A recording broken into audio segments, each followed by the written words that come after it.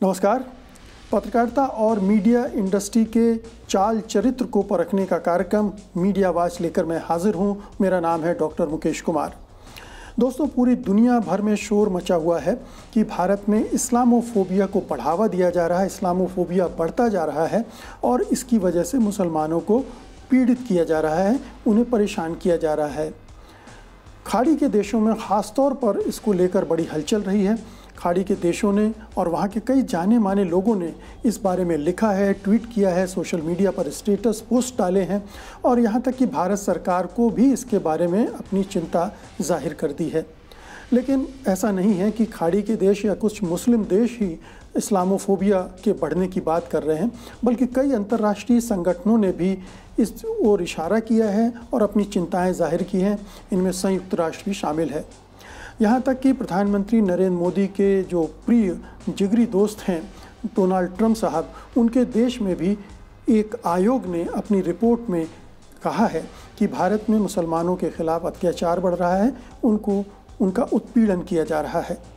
तो कुल मिलाकर ये पूरी परिस्थितियां बता रही हैं कि इस्लामोफोबिया को लेकर पूरी दुनिया में चिंता बढ़ रही है। हालांकि भारत सरकार ने इसका खंडन किया है, लेकिन सच्चाई हम सब जानते हैं कि क्या है, कौन लोग इस चीज़ों में इन्वॉल्व हैं, उनके मकसद क्या हैं, उनके एजेंडा क्या है।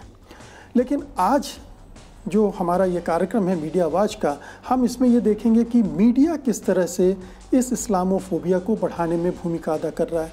वो ऐसी क्या हरकतें कर रहा है, ऐसे क्या कवरेज कर रहा है, ऐसे क्या एडिटोरियल लाइन ले रहा है जिसकी वजह से ये इस्लामोफोबिया फैलने की बात की जा रही है। लेकिन आगे बढ़ने से पहले थोड़ा सा ये समझ लें कि आखिरकार ये इस्लामोफोबिया है क्या, क्योंकि एक ऐसा टर्म है जिससे बहुत सारे लोग वाकिफ़ नहीं हैं। तो इस्लामोफोबिया एक तरह का एक अभियान है जिसमें इस्लाम के ख़िलाफ़, मुसलमानों के ख़िलाफ़ एक ख़ास तरह की नफ़रत फैलाई जाती है, उनको संदिग्ध बनाया जाता है, संदेह के दायरे में रखा जाता है, उनको कटघरे में खड़ा किया जाता है, उनके ख़िलाफ़ हिंसा का वातावरण बनाया जा रहा है।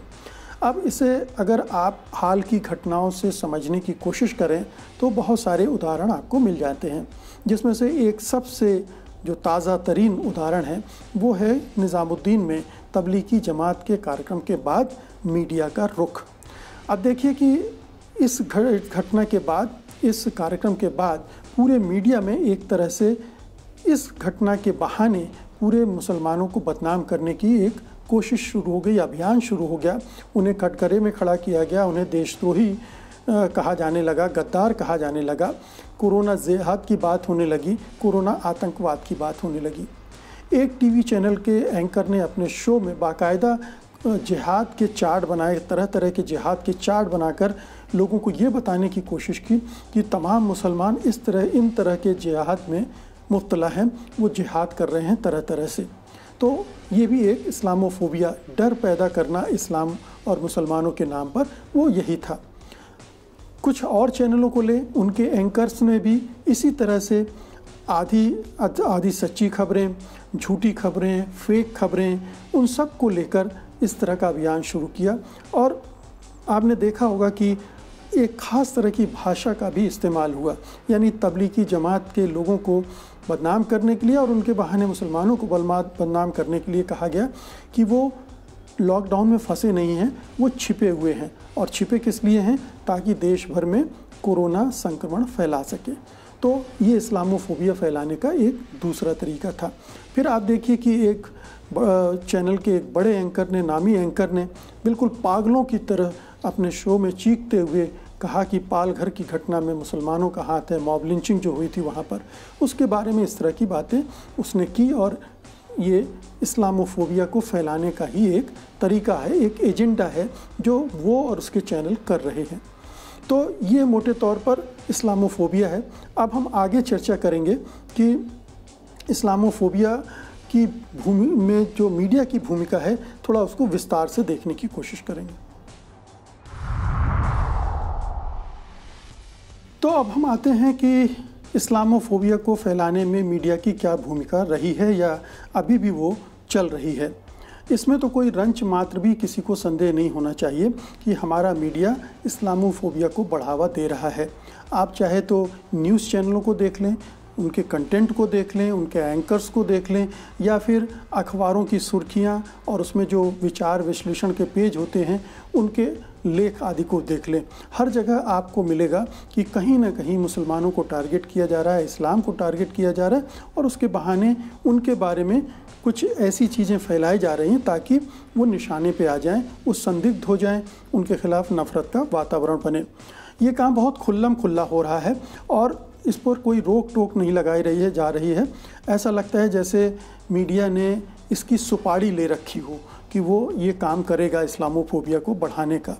अब इसको अगर आपको थोड़ा गहराई से समझना है कि आखिरकार वो ऐसा क्यों कर रहा है, तो 2-3 चीज़ों पर आपको ध्यान देना चाहिए। एक तो उसका सत्ता और कारपोरेट के साथ जो गठजोड़ है, और इन तीनों का जो मिलकर एक एजेंडा बना है, वो ये इस्लामोफोबिया उसका हिस्सा है।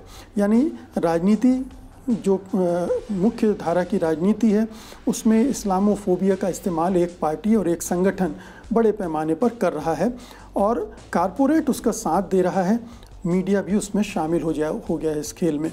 तो ये एक त्रिकोण जो बना है वो इस इस्लामोफोबिया को आगे बढ़ाने के लिए जिम्मेदार है, और मीडिया इसमें बहुत ही ड्राइविंग सीट पर बैठा है, क्योंकि प्रचार जो है वो बहुत बड़ा हथियार है और उसके ज़रिए ये चीज़ें बड़ी आसानी से की जा सकती हैं।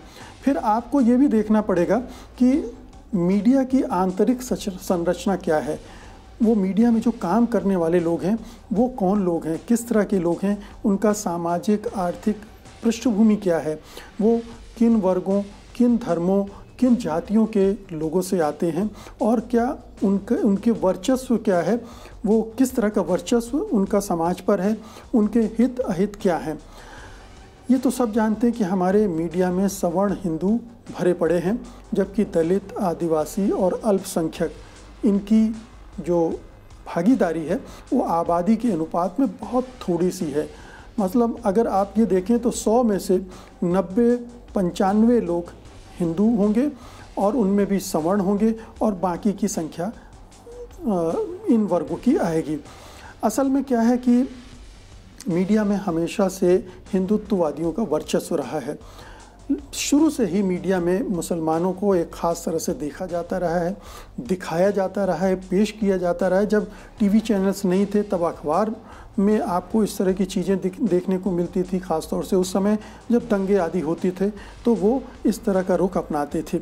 लेकिन धीरे धीरे, यानी कहने का मतलब ये कि ये तो उसके डीएनए में ही था, लेकिन जब तक ये हिंदुत्ववादी राजनीति हाशिए में थी, केंद्र में नहीं आई थी, तब तक ये जो ट्रेंड था मीडिया के अंदर वो भी हाशिए में था।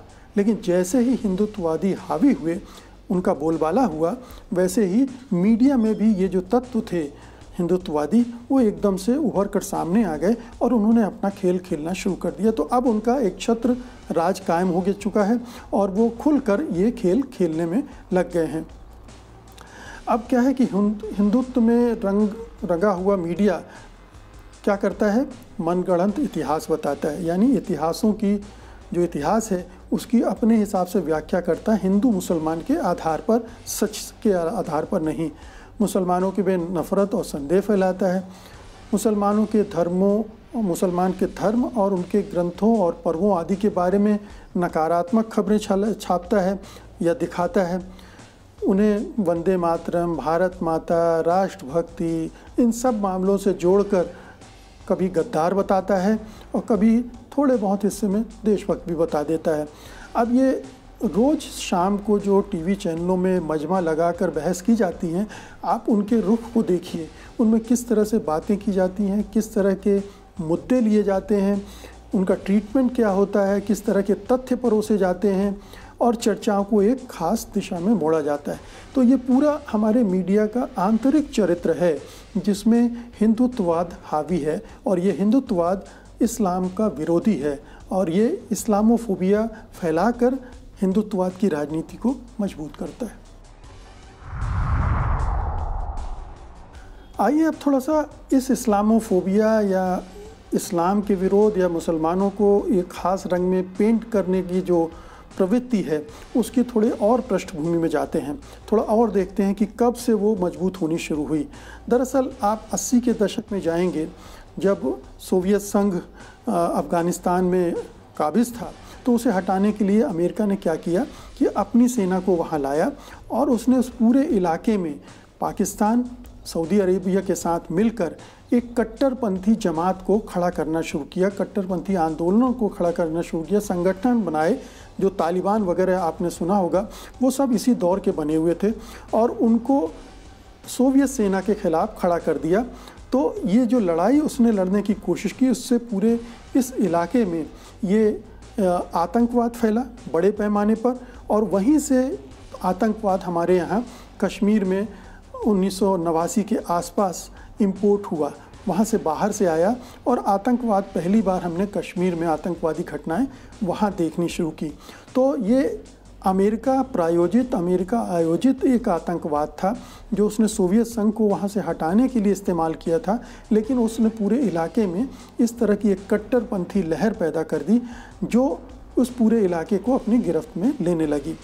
लेकिन एक यही चीज़ नहीं थी, दूसरी चीज़ और हो रही थी भारत में, और वो ये हो रही थी कि राम मंदिर के निर्माण के नाम पर जो आंदोलन चलाया जा रहा था उसमें ख़ास तौर पर मुसलमानों को टारगेट किया जा रहा था, उन्हें बाबर की औलादें और जाने क्या क्या कहा जा रहा था। तो उस आंदोलन ने भी ये एक रूप लिया और आतंकवाद उसके लिए एक बहुत बड़ी ढाल बन गया जो फैल रहा था। तो मुसलमानों को बदनाम करने के लिए उस आतंकवाद के बहाने जो बाहर था उनको कटघरे में खड़ा करने के लिए एक आसान रास्ता बन गया। अब जैसे जैसे ये मंदिर आंदोलन मजबूत हुआ, आगे बढ़ा, इसने और उग्र रूप धारण किया, तो बाबरी मस्जिद का ध्वंस होता है।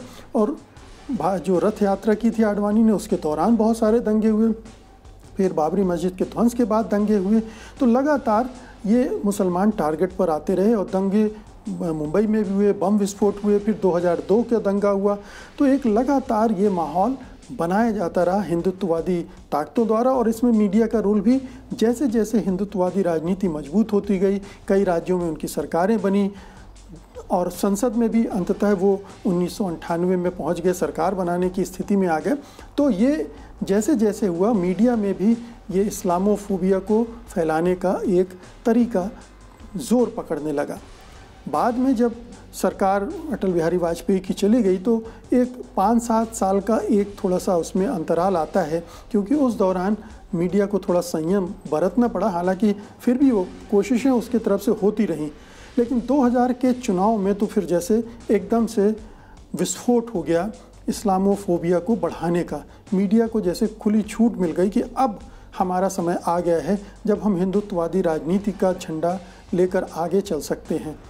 तो पहले 5 साल ये हुआ, फिर 2019 में जब बीजेपी और भी भारी बहुमत के साथ लौटी तो अब कोई बाधा नहीं रह गई थी मीडिया में काबिज ऐसे लोगों के लिए जो इस राजनीति के पैरोकार थे, जो जिनके अंदर मुसलमानों के ख़िलाफ़ जहर भरा हुआ था। उन्होंने इसको बढ़ाना शुरू किया और आप देख लीजिए पिछले 8-9 महीने में जिस तरह से CAA का आंदोलन हो या दूसरी घटनाएं हो, NRC का मसला हो, दिल्ली के दंगे हों, दिल्ली के चुनाव हों, दूसरे राज्यों के चुनाव हों, हर जगह आपको वही विमर्श, वही नैरेटिव बार बार देखने को मिलता रहा और वो बढ़ता गया।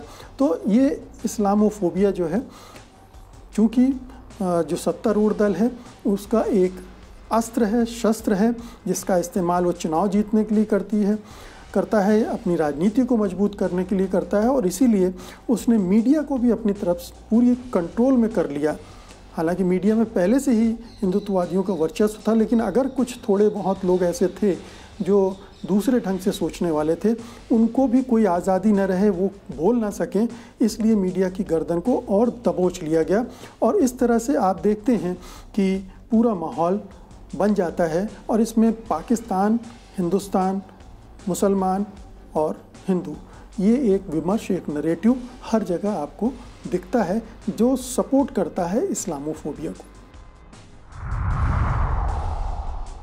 कोरोना के संक्रमण के बाद अब जो इस्लामोफोबिया है उसको फैलाने का मीडिया का तौर तरीका एक नए दौर में प्रवेश कर चुका है। हम देख रहे हैं कि जगह जगह मुसलमानों का बहिष्कार शुरू हो गया है, बायकॉट शुरू हो गया है। उसमें बीजेपी के नेता ख़ास तौर पर इन्वॉल्व हैं और बीजेपी से जुड़े जो संगठन हैं वो भी इन्वॉल्व हैं। और जो मीडिया में इस तरह के लोग हैं जो हिंदुत्ववादी राजनीति को सपोर्ट करने वाले हैं, हिंदू खुद को हिंदुत्ववादी मानते हैं, वो अब धीरे धीरे इस तरह के वातावरण को और आगे ठेल रहे हैं। तो अब पूरे हिंदुस्तान में जो ये माहौल बन रहा है कि मुसलमानों को सामाजिक और आर्थिक रूप से काट दिया जाए, उनको बहिष्कृत कर दिया जाए, इसमें मीडिया एक और बड़ा रोल प्ले करने जा रहा है, कर रहा है। और ये स्थिति भी तभी बनी है जब मीडिया ने एक रोल प्ले किया है। तो इस्लामोफोबिया अब चारों तरफ आपको दिखता है।